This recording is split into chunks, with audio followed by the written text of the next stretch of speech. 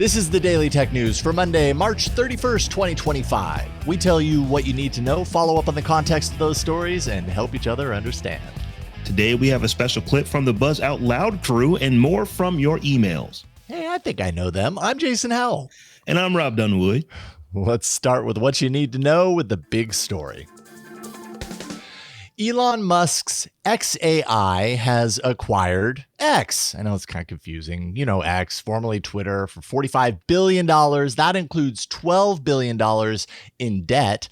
The merger integrates xAI's, AI capabilities with X's user-generated data. Wow, this is getting so confusing for me as I read this, including posts, messages, and images. Musk shared on X that the move is intended to merge the data, models, compute, distribution, and talent, that's his quote, and is intended to deepen the social platform's integration with Grok, Musk's generative AI service on xAI. Now, this is a step toward Musk's long-standing vision. We've heard him talk a lot about an everything app that combines real-time interaction, content sharing, AI-driven experiences, I think shopping, so many plans for the everything app because it is, after all, everything. Along with that, though, are concerns by many about privacy, of course, and data security. Musk has alluded, at least, to a commitment to privacy-conscious practices here, but there is no clear policy that we know of yet outlining those limits or those protections for user data. At this time, anyways. I think it's worth noting that the price tag of $45 billion combined, that's $45 billion, including the $12 billion in debt, so up to 45, is $1 billion more than Musk paid to acquire Twitter back in 2022. I'm sure that's done on purpose to kind of be like, see, I sold it for more than I bought it for, sort of thing. But, again, we're talking about properties that Musk is largely, in control of, and they're his babies at this point. So I don't know. I'm curious, Rob, what does this really, I think one of the questions that came up for me is what this really gives xAI and X that Musk and the team didn't already have access to before. Like, there was already an integration of Grok into X, and kind of had already heard Elon Musk talk about, using some of the data that's on X, which is a very valuable data source, for his AI efforts. So what does bringing them under the same umbrella do for them? Do you have any thoughts on that? I do. The first thought would be that if xAI owns X, there would be no threat of a judge saying, well, X, you can't give this data to xAI because now X is essentially xAI. They're the same company. So now you're talking about the moving of data within an organization. I don't want to say that the data is fungible, but it's one company that you're dealing with, not two separate entities. I would also say that I too think that it is interesting that X was purchased for $1 billion more than it was purchased for when it was Twitter back in 2022. I've heard before that a thing is worth whatever somebody's willing to pay for it. And it looks like Elon Musk was willing to pay $1 billion more for something that he had already paid for 3 years ago. So it's interesting. But I think the big story here is it's one company. And the AI company now has an enormous amount of data that they will be able to use and probably have less hamstrings on them than they would have if they had to work with X as a separate entity. Yeah, I mean, when you look at the real value of what Twitter/X, I can never say X without just in my head thinking Twitter, but the real value here, and I think Reddit is in a similar position on this, is that X is filled with this massive amount of historical information, historical unique data, but two, user-generated data. And when we talk about AI, as it exists right now, this growing movement around artificial intelligence, I mean, it's all completely based upon human interaction, human involvement, human output, essentially. And some of the best data sources, like Reddit, like Twitter/X, those are just ripe for the picking. I think you're absolutely right. There's a certain like red tape element that if they're both owned by the same company, then we can assume, then Musk and his team can assume that like all, everything's fair game at this point. Now he has kind of alluded a little bit to privacy and everything, but I think people are still kind of concerned. Like there's a lot of, private messages in there that they don't want AI systems to be training off of. So that's one thing.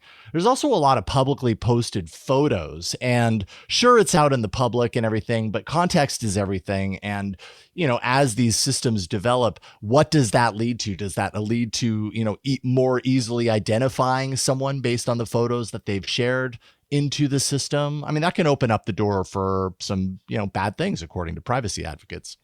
I would imagine probably rather sooner than later, we will see a new end user license agreement that tells us exactly what they're going to do and how they're going to do it with the data. I think, they're going to have to do that. So I think that's coming probably in the not too distant future. Yeah, I think you're absolutely right. So you can look for that. And then if you don't understand it when you read it, copy it and then paste it into Grok and say, Grok, could you explain this to me? And we'll see if it gets it right or if it paints an entirely different picture for you. DTNS is made possible by you, the listener, thanks to AB Puppy, Dale McCahey, Matt Zaglin, and Harish Menon. Yeah, you all are awesome. Did you know that? Well, I'm telling you, you're awesome. Thank you. There is more we need to know today. Let's get to the briefs. Amazon's AGISF lab has unveiled its first project, a new general-purpose agentic AI model called Amazon Nova Act that is capable of controlling a web browser and performing simple independent actions on what it finds there. The new release, currently labeled a research preview, is capable of navigating the web, filling out forms, and picking dates on a calendar. With more features planned for the future, Amazon plans to drive its upcoming Alexa Plus upgrade with Nova Act. Developers can find the new toolkit at nova.amazon.com. Yeah. I mean, Amazon's one of those companies that we keep waiting for. What is your major AI play right now? And now we're starting to get a sense of it in this moment of agentic AI, kind of makes a lot of sense that they'd go down that route, especially if they could tie in like easy buying for Amazon products into the browser. That's coming, right? It's absolutely coming. That's exactly what I was going to say. You literally stole the words out of my mouth. And I mean, it took Alexa Plus a minute to get here. I mean, we've been hearing about it for a while, and there was delay after delay after delay, but it's here. And it's actually not bad for their first foray into this. So it's going to be interesting to see how a company as ginormous as Amazon is, with all they do with logistics and shipping people's stuff and the stuff that they ship and knowing all about people's behaviors, they're going to be able to do a lot with this. It's going to be really interesting to see how this all plays out. Indeed. Well, something that you might someday buy on Amazon, Samsung has introduced a new cordless vacuum called Bespoke AI Jet Ultra for only $1,099. It includes an LCD display for control, as well as notifications for calls and text messages on your cordless vacuum. That's essential, right? Samsung also introduced the Bespoke AI Laundry Vented Combo Washer Dryer. That's a cool $3,099 and includes, yes, a touch screen and the ability to take calls on the unit itself. I can just imagine someone, sitting next to the washer dryer with their ear up next to it, speaking into, a very, very large mechanical phone. The Bespoke AI lineup works with Android and iOS, of course, and requires a Samsung account. I'm really interested to understand how the product management call went when someone said, you know what we could really do? Let's stick text messages on the vacuum cleaner. Better yet, let's put a phone in the washing machine. I don't know how Samsung came up with that, but Samsung is really good at doing these things. So clearly they had some signal that said that, you know what, we probably could get the price of that washer and dryer combo up to over $3,000 if we just allow you to make phone calls from it. I think it's a sign of because you can, you do. It's like, well, we've already got it synchronizing with the Samsung account. Why not just bring calls in there? It's probably pretty easy to do when you've got everything else that's in there supporting it. Yeah. The Federal Aviation Administration now has a system in place to enable aircraft owners to keep their registration information private from public eyes. This is the result of a mandate by the FAA Reauthorization Act of 2024 that went into law last May. The FAA is also considering making personally identifiable information private by default. The new system will have an immediate impact on celebrity jet trackers like the ones used to track movements of Taylor Swift and Elon Musk. I remember when there was I believe it was actually a young kid. I think he was a teenager that built the system to track Elon Musk pretty much wherever he was going. And Elon did not like that. And I can understand why. If I own a private jet, I don't necessarily want Earth to just know where it is at all times. It's kind of an example of, the technology enables a certain thing. Once people realize that, sometimes it takes a while to address that, I suppose. So, folks like Taylor Swift and Elon Musk, who have a lot of people very interested in where they're going and what they're doing, are probably very happy about this. Say goodbye to the blue screen of death. Microsoft has announced a redesign of the infamous error message coming to Windows 11. The blue color, the frowny face, the QR code. Oh, the QR code. I love you, QR code. It's all going to be replaced by what is currently being tested with Windows Insiders. Right now, it's being tested as a black screen. That is meant, I think the purpose is to streamline the process, also still offering technical information to the user. But the redesigned BSOD, which you can still say because black and blue start with the same B letter, should roll out to existing Windows 11 users with version 24H2 or 24H2 sometime in the not too distant future. I don't believe that any person who has a blue screen of death is happy that they get the blue screen of death, because that means that something went wrong. Your machine is not working as you expected it to. Fair. But I would not be shocked if before too long this thing goes from black back to being blue, because it's iconic. It's been the blue screen of death for decades. Yeah. And there's no, how much code does it take to say instead of 0000, it's 01010101? I mean, I don't know what the hex code is for blue, but I don't think it is that much more difficult to make blue than it is to make black. That is an interesting point. Like it's not because black is easier than blue. But what is the reason? There's got to be some sort of reason. Sometimes they want to make a change just to make a change. Like, you know what? It's time to move on. Who the heck knows? Maybe we'll find out more. It's only been 30 some odd years. Yeah, let's change it up. We're a little long in the tooth. We need to change it up. Yep. Windows 11 will also address and close a loophole that enabled users to bypass Microsoft account login during install. The bypass NRO command allowed users to skip through the requirement of being connected to the internet and authenticating a Microsoft account, but the company is removing the script in the name of security and enhanced user experience. At this time, a registry edit still works to reactivate the script, but there's no guarantee that it will work for much longer. Yeah, you always got to log in. They got to know. They got to know you're installing a new version of Windows 11 for some reason. I absolutely understand why Microsoft is doing this.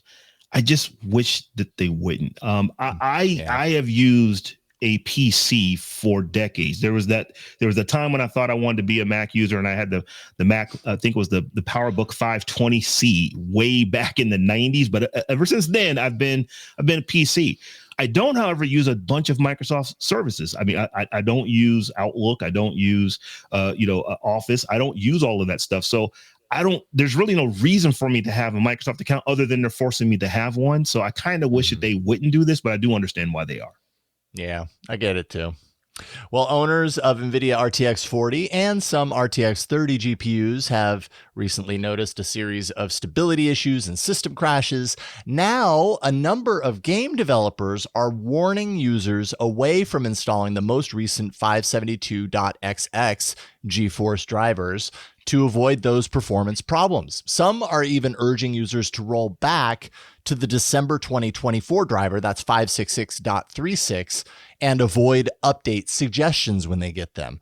And so you've got a number of game developers noting similar concerns and a similar solution with NVIDIA's 572.xx driver on older GPUs, and NVIDIA basically not formally addressing the issue. I'm sure NVIDIA at some point will address this, but so far we're only hearing this from game developers.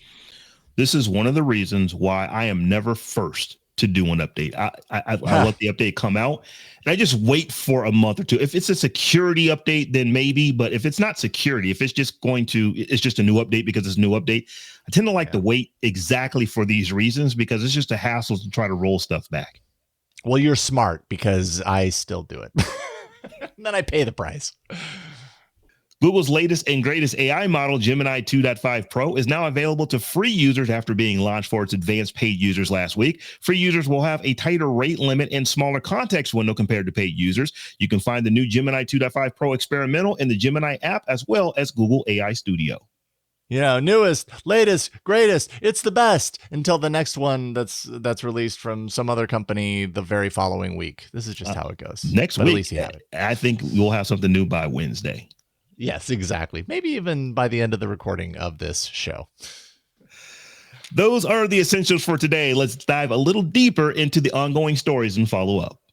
All right. So this next segment is super special to me. This past Sunday was the 20th anniversary of the launch of CNET's Buzz Out Loud with Molly Wood and Tom Merritt.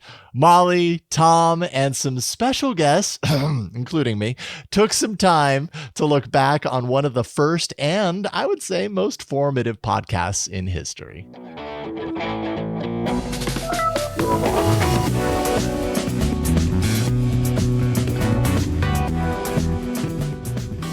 Hey everyone, welcome to Buzz Out Loud, the podcast of indeterminate length. It is Sunday, March 30th, 2025.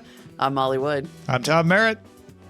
Hot damn, y'all. 2025. Did you think the first time we said some words that were roughly like that 2025 would ever even occur? Let alone that would be now? No, I was pretty sure I wouldn't see it for whatever reason. That made no sense. Yeah. A bus, a war, closing my eyes.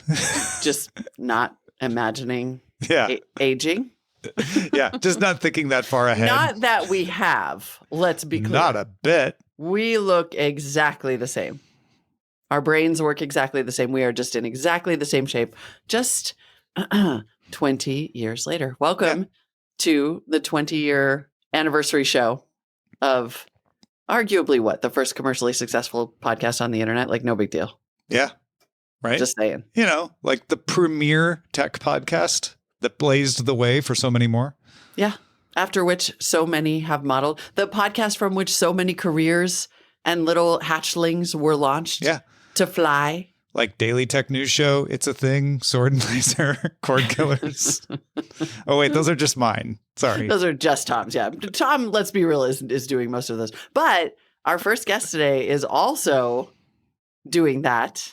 Nate Langston, welcome to the show. We are probably contemporaries of YouTube. We're older than YouTube. I think we're a bit. I think Buzz Out Loud is older than YouTube. When we were building CNET TV, I remember that it was a contemporary to YouTube, and I kept making the joke that I should stop working so hard on scripts and just fall off my chair, and then I would get more clicks. Like, little did I know. No, we beat them. We beat them. They opened on a limited basis in May 2005. Dang. Yeah. So that's coming up. Tell us, if you wouldn't mind, what the people really want to know, which is like, how did we get you where you are? How did we catalyze this unbelievably? So you're way more successful career? than me. Tell me what I did for you to deserve that success. Well, I would never characterize it as that at all. However, I think it's beautiful. Like the idea of my calendar telling me there are other things to do right now. No calendar, not now. I don't think so, friend, because there are not. Hey, I just want to go on record that I was team iPad from before it even came out. And I remember, Molly, you and I jibing each other about that at various events. Yep. We should say Richard Gunther, welcome to the show, fellow backstage crew, longtime fan. Indeed. And it is true. It is true. We disagreed on that. And I think I like to believe that everybody won, even though the iPad was a screaming success. It is always by my side, I say, as I hold it up. This device is with me almost anytime I'm at home. It's a home device, though. It's not something that you take out with you. It's so funny. I literally have 3 dusty. I keep buying them thinking this is it. I'm going to use it. And I never do. Oh, wow. It is really? I just use my phone. Like, Wow. I'm like, I have a really expensive iPad Pro and it's just literally dusty. And I need to just go ahead and trade it in and get the MacBook Air because this is such a waste of money and rare earth minerals. And it's just sitting there. Because apparently I never needed an iPad. Who knew? I did when I had a little kid. That turns out that was the killer use case. We always knew this show only mattered because it built, I still maintain, one of the greatest communities the internet has ever seen. Yeah. It was never us. It's ridiculous. We were also there. That 20 years later, that there are still, even if it was just you two, which I know it's more than that, but like that there's anyone that's still willing to put in that much work to show their love for the show is beyond words for me. Yeah, I agree. We are not worthy. Thank you. But you are. Yes. Can you hear me? Yes, we can. Oh, yes, geez, we thank can, God. Jason. Can you We can hear hear me you. from across the internet? It's good to see you. That is hilarious. So you're saying our old engineer who wanted us to always sound the best we possibly could, the most detail-oriented man I have ever met, the guy who would literally hamster any problem until it was solved so that we would sound perfect, is calling us from his car. Not only calling you from the car, calling you from the car with like Google's very first gen Pixel wired buds from I don't even know how long ago. Like maybe they're 6 years old. I don't know, but they're the only wired buds I could find. Yeah, awesome. your At least they're commitment wired. to nostalgia for this Yes. bit is amazing. That's Yeah. kind of what I go. thought. I really dug through the archives to try and find something from like my flip phone back in the early 2000s. But I couldn't find it. Your so I'm sidekick. sorry. Yeah, right. Goes out to everybody who had anything to do with Buzz Out Loud back in the day. Why? Well, first of all, it was a show I loved and I participated in when I called in and stuff and all that. But more importantly, in 2009, it became the show where I decided to announce during your 1,000th episode celebration that I was jumping out full time with Frog Pants Studios, and I never looked back. Still going to this day. Best decision I ever made. It's such a fantastic group, and yeah, here's to meeting again for the next 20th. See you later. Oh my goodness, the next 20th. I didn't even think about that. 20 years from now. We will still. Buzz out, what? We'll still remember. Boy, you We'll know, still it's- look exactly the same. Is I was that what just you're- about to say, yes, we will still look exactly the same. And then I Sure. had to stop myself to interrupt myself and say, boy, you know what's really annoying is that Veronica actually does look exactly the same.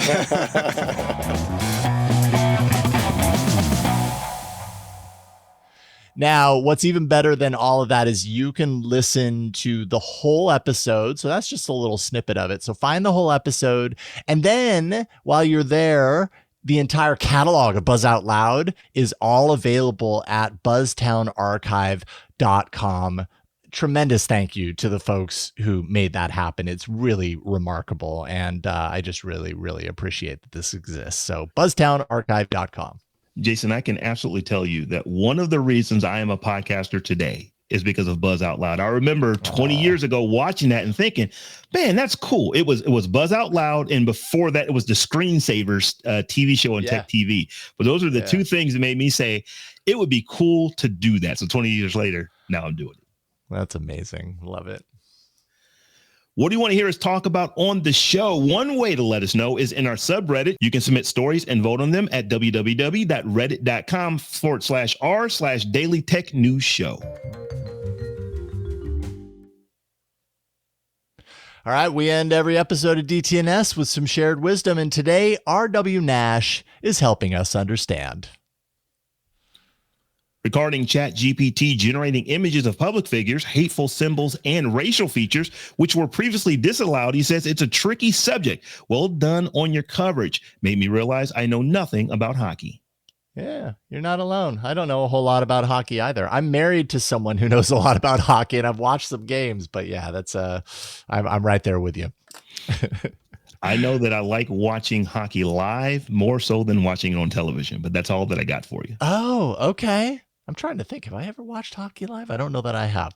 I'll have to look into that. I might have to ask ChatGPT for my history and see if it knows enough about me to know the answer to that. In the meantime, thank you to the amazing BOL crew. Thanks to RW Nash for sending in that feedback, for contributing to today's show. as you all do each and every week. We appreciate you. And thank you for being along for Daily Tech News Show. The show is made possible by our patrons at patreon.com/DTNS. DTNS has a live version called DTNS Live on YouTube and Twitch. You can find details on that and so much more at dailytechnewsshow.com. We'll talk to you tomorrow.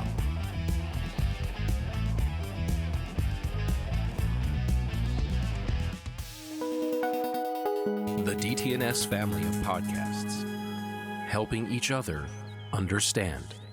Diamond Club hopes you have enjoyed this program.